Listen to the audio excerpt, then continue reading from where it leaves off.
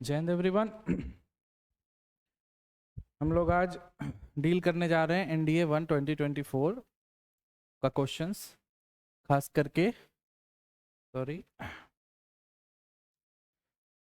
GAT general ability test.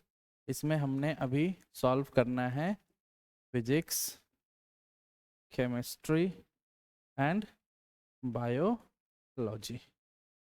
देखा जाए तो इस साल का पेपर जो है इजी तो नहीं कहेंगे, मॉडरेट और हार्ड लेवल के बीच में कहीं कैटेगरी में लाइक कर रहा है।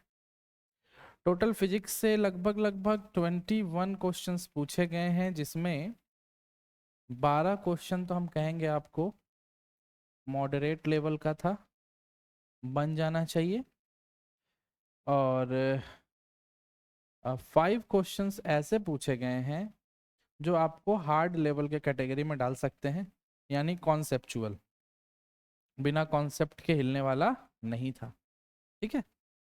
और 4 क्वेश्चन ऐसे हैं जो बिल्कुल ही कह सकते हैं आउट ऑफ सिलेबस। इनफैक्ट जो एनडीए के सिलेबस में मेंशन है वहां से भी नहीं पूछा गया है।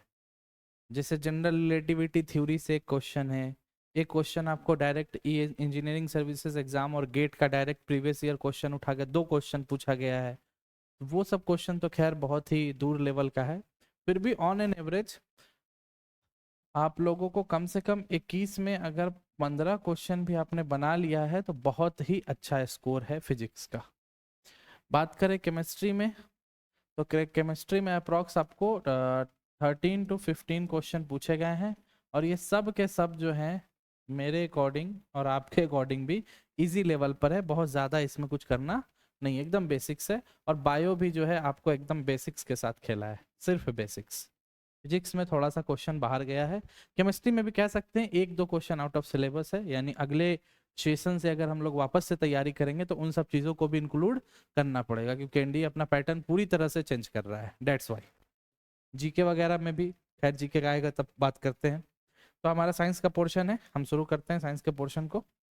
तो आइए, पहला क्वेश्चन ये है हमारा, विच of the following statement regarding humidity. अब सबको पता है ह्यूमिडिटी क्या होता है, कोई ऐसा बंदा नहीं है जिसको नहीं पता होगा ह्यूमिडिटी क्या होता है। अब ह्यूमिडिटी से रिगार्डिंग इसमें कौन कौन सा पॉइंट है जो सही है। तो सबसे पहला बोलता है it is the ratio between the actual amount of water vapour present in the atmosphere and the maximum amount it can hold at a given temperature. Okay. When the relative humidity is high more water evaporate from the skin. ये तो बिल्कुल सही बात है। दूसरा बात क्या है, higher the air temperature lower the relative humidity.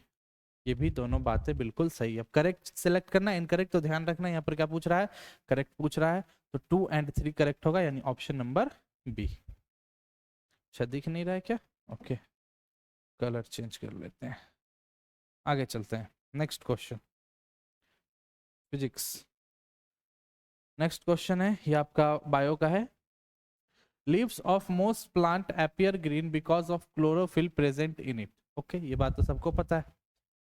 क्या है आगे, absorbs red light and blue light while reflecting green light. यानी ब्लू लाइट और रेड लाइट को एब्जॉर्ब करके क्या ग्रीन लाइट रिफ्लेक्ट करता है, या एब्जॉर्ब ग्रीन लाइट ओनली, या absorb green light while reflecting and blue light and reflect red light and absorb blue and green light। यानी ब्लू लाइट, ग्रीन लाइट और white, blue, red और green के बारे में पूछा है। अब इसमें से पूछ रहा है कि कौन सा ऑप्शन जो है आपका क्लोरोफिल को शो, मतलब जो ग्रीन कलर हमको दिखता है पत्ती का, उसका मेन रीजन क्या है। Leave the most plant appear green because the chlorophyll present in it. तो पहला ऑप्शन है absorb red and blue and while reflecting green, बिल्कुल नहीं। एब्जॉर्ब ग्रीन लाइट, जी नहीं। Absorb green light while reflecting red and blue light, बिल्कुल नहीं। Reflect red light and absorb blue and green light, this is the right answer. Next, in most prokaryotes the chromosome number is. Most prokaryote chromosome number कितने होते हैं, तो ये हो जाएंगे आपके 4। ये 2 बायो का क्वेश्चन था, बिल्कुल बेसिक से। नेक्स्ट चलते हैं, अगला। हाँ, अगला क्वेश्चन फिर से बायोलॉजी का। Bacterial DNA is refer to the naked because it is not associated with any scaffold, proteins, ribosomes, नहीं ये नहीं, ये नहीं, प्लाज्मिड नहीं, option number A any scaffold. अगला है which among the following cell produce antibodies against the foreign antigens, तो क्या होगा भाई, एंथ्रोसाइट जी नहीं, एम्फोस्फिल नहीं, प्लेटलेट नो, लिम्फोसाइट। ये जो है हमारा रक्षा करता है, बचाता है बाहर से अटैक करने वाले एंटीजन बॉडी से। नेक्स्ट फिजिक्स का क्वेश्चन है, क्या बोल रहा है, ये बॉडी रेस्ट में, पी रेस्ट में, रेस्ट में होने का मतलब जितना फोर्स इधर लग रहा है उतना ही फोर्स इधर लगना चाहिए, यानी sum of this force is equal to sum of this force, यानी 10 + 15 इज इक्वल टू F + 2 + 15। यहाँ से F कैलकुलेट करेंगे तो आ जाएगा हमारा 8 न्यूटन। नेक्स्ट क्वेश्चन, आगे की तरफ चलते हैं। नेक्स्ट क्वेश्चन क्या है भाई, ये रहा फिर से, of the following which does not belong the nuclear reactor. अच्छा, न्यूक्लियर रिएक्टर ये कहाँ यूज होता है, तो न्यूक्लियर रिएक्टर यूज होता है न्यूक्लियर पावर प्लांट में। न्यूक्लियर पावर प्लांट में क्यों यूज किया जाता है, क्योंकि वहां पर हमको इलेक्ट्रिसिटी को प्रोड्यूस करना होता है। तो टरबाइन जी हाँ वहां होता है, हीट एक्सचेंजर बिल्कुल होता है, रिएक्शन चैम्बर बिल्कुल होता है, पर ये नहीं होता है, नॉट प्रेजेंट पूछ रहा है, तो CO2 इमिशन नहीं, वहां इलेक्ट्रॉन का इमिशन होता है। अगला क्वेश्चन जो है आपका सर्किट डिडक्शन टेक्निक से पूछा गया है, ध्यान क्या देना है, यहाँ पर 0 ओम है, 0 ओम मतलब ये शॉर्ट सर्किट पाथ है। शॉर्ट सर्किट पाथ होने का सेंस इस 10 ओम और इस 10 ओम को बस छलावा, सिर्फ दिखावा के लिए लगाया गया, इसका कोई मतलब नहीं है। यानी 5 और 5 10 ओम का रेजिस्टेंस है, रेजिस्टेंस आपका यहाँ पर 10 ओम का है, और वोल्टेज जो है वो आपका 10 वोल्ट का है, तो करंट हो जाएगा 10/10 which means 1 ampere. Your answer is a.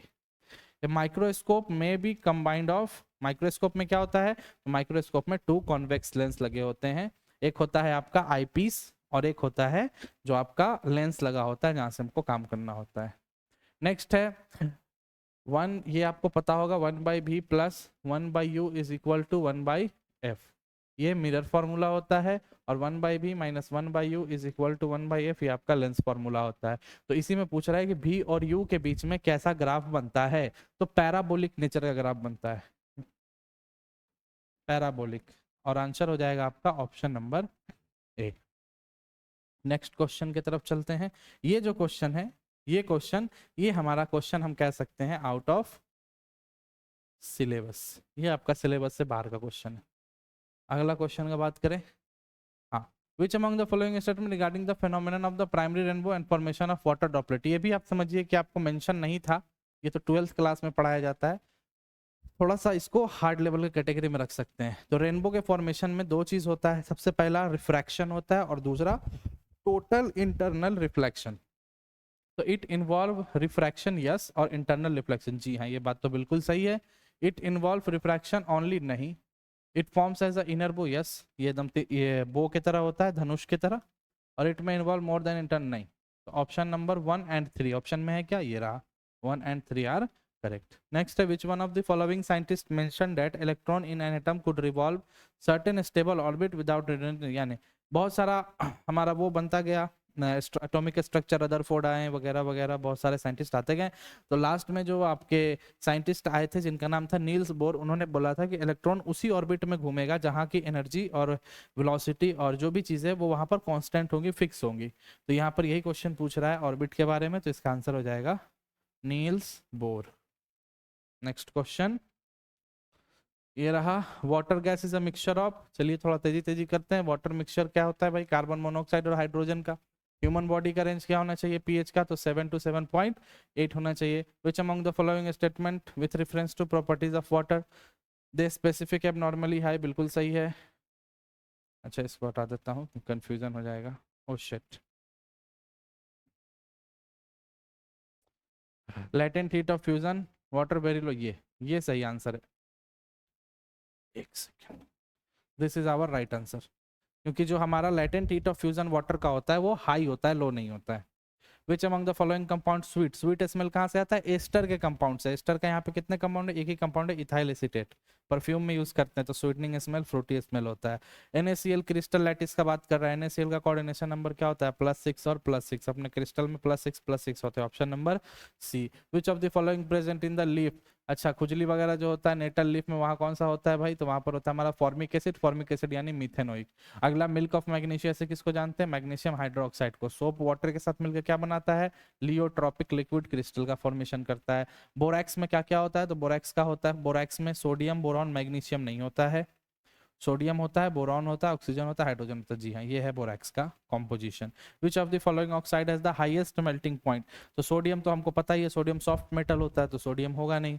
Next आता है मैग्नीशियम ऑक्साइड। तो जैसे जैसे हम डाउन द ग्रुप जाते हैं पीरियड में, वैसे वैसे ग्रुप में वैसे वैसे क्या होता है, हमारा सॉफ्टनेस बढ़ता चला जाता है, मेल्टिंग पॉइंट घटता चला जाता है। और जैसे जैसे हम पीरियड में लेफ्ट टू राइट जाते हैं तो हमारा क्या होता है, ठीक अपोजिट होता है। तो सोडियम, जब हम सोडियम से मैग्नीशियम के पास पहुंचेंगे तो ये पीरियड की तरफ बढ़ रहा है और ये बाकी जो है ग्रुप की तरफ नीचे के डाउन जा रहा है। दैट्स वाई एमजीओ का जो होगा यहाँ पर मेल्टिंग पॉइंट सबसे ज्यादा होगा।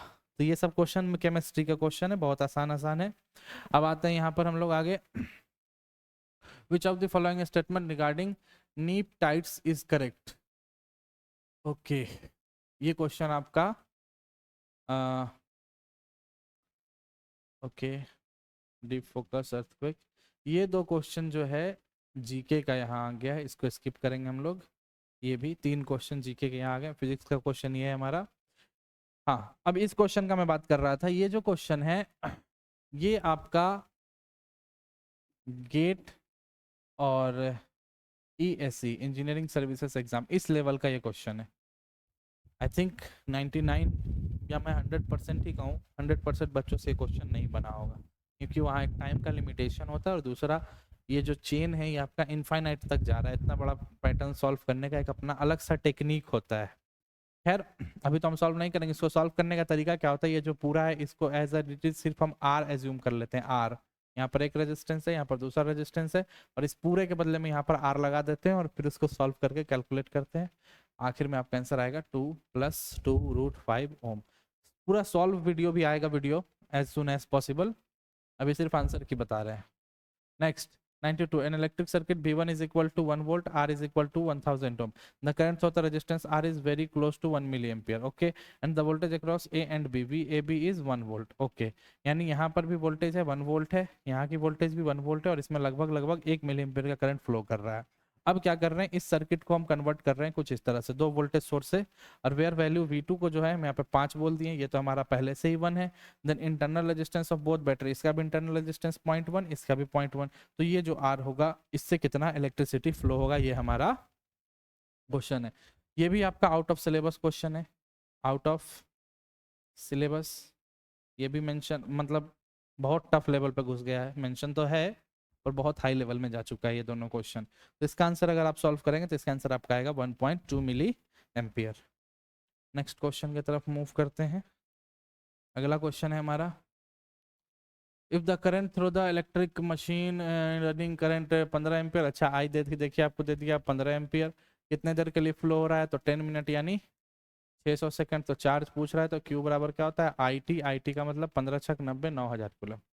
Which of the following is the best shape of the solid metal rod from the end of the lightning conductor? तो lightning conductor से बचने के लिए, बचाव के लिए किस तरह से हम कंडक्टर का शेप डिजाइन करते हैं, तो जिसका कंडक्टर के ऊपर का सरफेस एरिया जितना ज्यादा हो सके हम उतना मैक्सिमम बनाना चाहते हैं। मैक्स टू मैक्स कितना ज्यादा बन सकता है, तो यहाँ पर सबसे ज्यादा मैक्सिमम सरफेस एरिया कौन दे रहा है, आई थिंक ये दे रहा है, पूरा का पूरा ये है हेड, या तो आधा अंदर जा चुका है, ये ट्रायंगुलर शेप का यही मैक्सिमम दे रहा है। This is the right answer. Which of the following forces are fundamental? देखो ये बिल्कुल बेसिक क्वेश्चन है। ग्रेविटेशनल फोर्स बिल्कुल, इलेक्ट्रोमैग्नेटिक यस, 1 2 3 सब है। ये थोड़ा सा आपका मॉडरेट या हार्ड लेवल कह सकते हैं एनडीए के बच्चों के लिए, बाकी मेंस नीट वालों के लिए तो बहुत इजी है। सीबीएसई बोर्ड वालों के लिए भी आसान क्वेश्चन है, पर एनडीए वालों को इतना डीप में नहीं पढ़ाया जाता है, इलेक्ट्रोस्टैट वगैरह उस टाइप का, थोड़ा डेंसिटी वगैरह क्वेश्चन है। इसका आप डेंसिटी इक्वल करके दो डेंसिटी का फॉर्मूला लगाएंगे, ρ1 ρ2 m1 m2 करके, तो वो सॉल्व हो करके फाइनल आंसर आपका आएगा 9ρ/16। The human eye is like camera that has lens with. तो क्या होता है भाई, variable focal length and variable aperture, दोनों चीज बदलता है, अपर्चर भी चेंज होता है और फोकल लेंथ भी चेंज होता है, तभी हम नजदीक और दूर की रखी वस्तु को आसानी से, सामान को, ऑब्जेक्ट को देख पाते हैं easily. Next question, the relative atomic mass of boron. देखो बिल्कुल इजी, बिल्कुल इजी। बोरॉन का 2 आइसोटोप्स दे दिया है, 10 और 11 का, और उसका एवरेज एटॉमिक मास भी दे दिया है आपको 100। तो पूछ रहा है परसेंटेज बताइए। 2 इजी क्वेश्चन, इसको आप सॉल्व कीजिएगा, आ जाएगा 90% and 81%। Which among the following is essential constituent of Portland cement? Portland cement में सैंड, लाइम, क्ले क्यों मिलाएंगे, बिल्कुल नहीं। Silica, aluminium, lime, yes, option number B, ये आपका सही जवाब हो जाएगा। पोर्टलैंड सीमेंट में क्या क्या होता है, सिलिका होता है, एल्यूमिना होता है और लाइम होता है। Next question, litmus well known acid base indicator drive from, okay litmus कहाँ से आता है, तो बच्चा से पढ़ते आए क्लास 10 से कि लाइकेन का एक पौधा होता है जहाँ से लिटमस बनाया जाता है, ऑप्शन नंबर बी। V2O5 में वेनेडियम का ऑक्सीडेशन स्टेट क्या हो जाता है, +5 हो जाता है। अब यहाँ पर मैच द कॉलम में कितना इजी है, ग्रेफाइट कैसा होता है, ग्रेफाइट जो होता है सॉफ्ट होता है, डायमंड कैसा होता है, हार्डेस्ट होता है, बस इन्हीं दो से आंसर आ जाएगा, ए का 4 बी का 2, देखो ए का 4 बी का 2, बाकी ऐसा कोई ऑप्शन ही नहीं है, ऑप्शन नंबर ए हो गया। इतना इजी क्वेश्चन पैटर्न डिजाइन करता है, कोई कोई क्वेश्चन बहुत इजी है और कोई कोई क्वेश्चन बहुत ही ज्यादा हार्ड है। Next, which of the following statement regarding animal membrane is correct. अब एनिमल मेम्ब्रेन में क्या होता है भाई, they are compose to phosphate, नहीं, they are compose to protein only, जी नहीं, they are compose to phospholipids and proteins only, no, they are compose to phospholipids, proteins and cholesterol lipid, yes, option number D. Which of the following is the not a part of microscope? Microscope का part कौन नहीं है, clip, stage, mirror, भाई retina, retina आपके आंख में होता है, माइक्रोस्कोप में रेटिना नहीं होता है। Which of the following is the correct sequence of increasing complexity?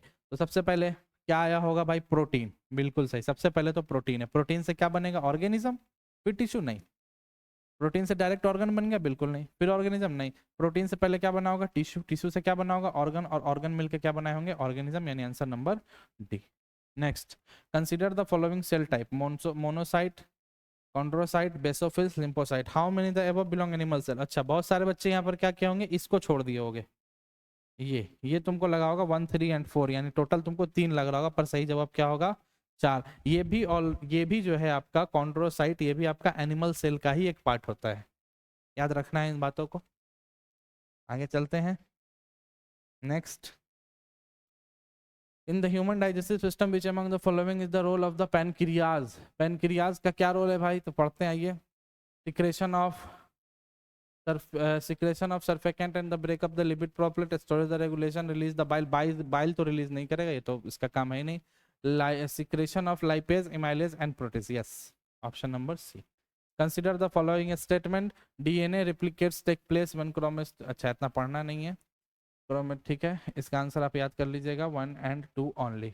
Next है ए यूनिफॉर्म मैटर स्केल, देखो ये क्वेश्चन भी आपका बिल्कुल आउट ऑफ सिलेबस है,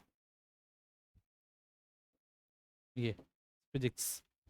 A uniform meter scale this made up of a steel, it caps on 2 wedges, W1 W2 horizontal position, W1 distance इतना metre है, ये इतना है, तो पूरा सॉल्व करा के पूछ रहा है कि दोनों फोर्स, समझिए आप समझिए एक तरह से टिपिकल मैकेनिक्स का क्वेश्चन है कि एक लिए एक यहाँ पर वेट डाले W1, यहाँ W2, इनके बीच का डिस्टेंस कुछ दिए, इसके बीच का डिस्टेंस कुछ दिए, अब यहाँ पर लगने वाला फोर्स कितना होगा, वहां पर लगने वाला फोर्स कितना होगा, इस बेसिस का क्वेश्चन है। इसको जब आप सॉल्व कीजिएगा तो आपका आंसर आएगा 0.6 Newton and 1.8 Newton. Escape speed, अब स्केप वेलोसिटी के बारे में बात करें, स्केप वेलोसिटी क्या होता है, √2gm/r, और ये स्केप वेलोसिटी फिक्स होता है हमारे लिए अर्थ के लिए, कितना होता है, 11 किलोमीटर पर सेकेंड। अब इसमें छेड़छाड़ कर रहा है, क्या बोल रहा है कि रेडियस को, प्लेनेट है कोई, उसका रेडियस हाफ है, उसका डेंसिटी 4 टाइम्स है, वगैरह वगैरह।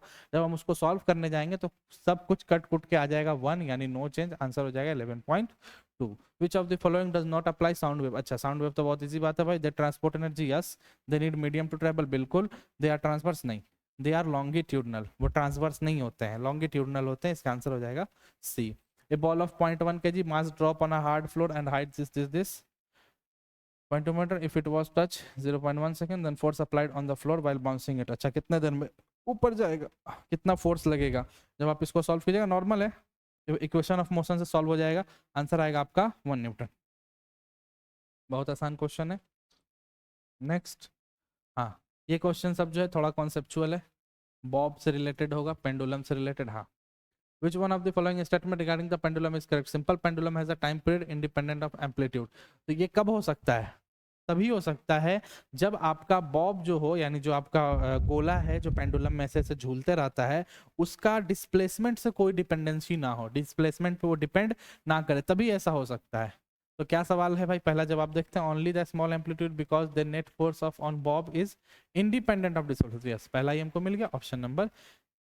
Which of the different अच्छा, which of the following about different frictional forces is correct? तो बहुत टाइप का फ्रिक्शनल फोर्स होता है, काइनेटिक होता है, स्टैटिक होता है, रोलिंग होता है, तो पूछ रहा है कौन कैसा, तो हमको पता है कि सबसे ज्यादा तो स्टैटिक होगा, सबसे ज्यादा फ्रिक्शन कौन सा होता है, स्टैटिक, यानी अपने को रोक के रखा है, आगे ना पीछे होने, और सबसे कम होता है रोलिंग, ये ऐसे रोल करेगा, इस तरह से रोल करेगा, तो रोलिंग फ्रिक्शन, सबसे कम रोलिंग, सबसे ज्यादा स्टैटिक, कौन सा है भाई, option number C.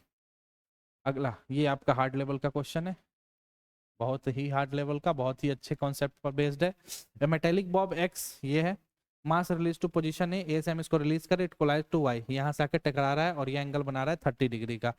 How high does x immediately after the collision, यहाँ से टकराने के बाद कितना दूर जाएगा एक्स, यहाँ पे आएगा और ये ऐसे टकराएगा, टकराने के बाद ये कितना हाइट पर जाएगा। तो the same height that position to half of this बिल्कुल नहीं, ये यहाँ से यहाँ के टकराएगा, ये वाला पार्ट आगे भाग जाएगा और ये अपनी जगह पर रुक जाएगा। देखते होगे तुम लोग, लगा रहता है गाड़ी, सॉरी म्यूजियम वगैरह गए होगे तो ये ऐसे हम यहाँ से इसको रिलीज करते हैं, अब ये बॉल जो वहां जाता है तो ये रुक जाता है और आगे वाला बॉल आगे भाग जाता है।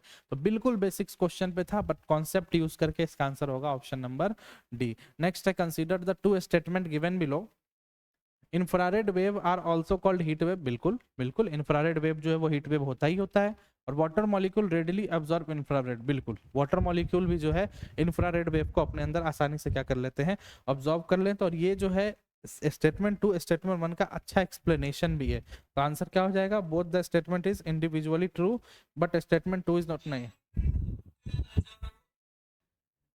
infrared wave are also, sorry, both the statement are individually true and the statement 2 is the correct, हाँ ऑप्शन नंबर ए। तो ये है हमारा, हो गया टोटल क्वेश्चन, जी हाँ। तो यही है इतना हमारा क्वेश्चन जो पूछा गया हुआ है एनडीए के पेपर में। और ये सेट कौन सा है, ये आपका जो सेट हम सॉल्व करवा रहे हैं ये है सेट नंबर सी, और इसमें इतना क्वेश्चन हमने डील किया है।